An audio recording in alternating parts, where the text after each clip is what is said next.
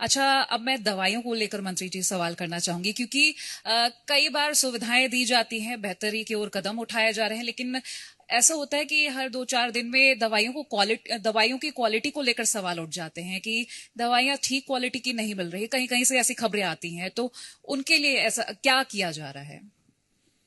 बिल्कुल, आपने ठीक सुना भी है और मैं सवाल भी जोड़ सही दूं है। थोड़ा सा कि पिछली सरकार की खरीदी दवाई भी शायद खत्म हो गई है अब।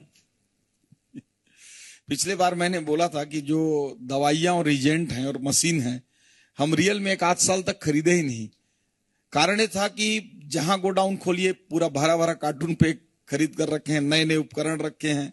और रिजेंट तो आपने उसकी कहानी सुनी ही होगा कि 15 दिन के अंतराल में 600 करोड़ का रिजेंट खरीद लिए थे, जो टेस्टिंग में जो लगता है लिक्विड, उसको रिजेंट कहते हैं। तो उसको हमने जांच भी कराया, ईओडब्ल्यू को दिया। उसमें लोग जेल में भी हैं, अधिकारी भी हैं, सप्लायर भी हैं।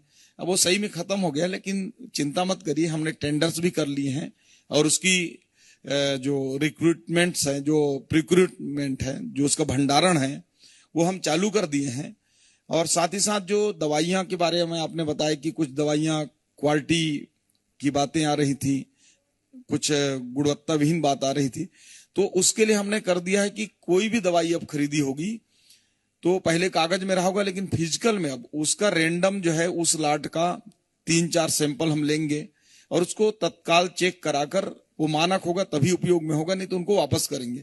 इसके बावजूद भी अगर वो गड़बड़ी है तो उसकी भी जांच कराएंगे। और हम बता रहे हैं कि इन 1.5 सालों में लगभग 1 दर्जन से ऊपर कंपनियों को हम ब्लैक लिस्टेड भी कर दिए हैं, उनकी पेमेंट भी रोके हैं और कार्रवाई भी कर रहे हैं। क्योंकि ये विष्णु देव साय जी के सुशासन का सरकार है और छत्तीसगढ़ के लोगों के स्वास्थ्य के साथ कोई खिलवाड़ नहीं किया जाएगा, चाहे उसके लिए जो करना पड़े। और सरकार प्रतिबद्ध है अच्छी दवाइयां, गुणवत्ता युक्त और गुणवत्ता युक्त चिकित्सा सेवा देने के लिए।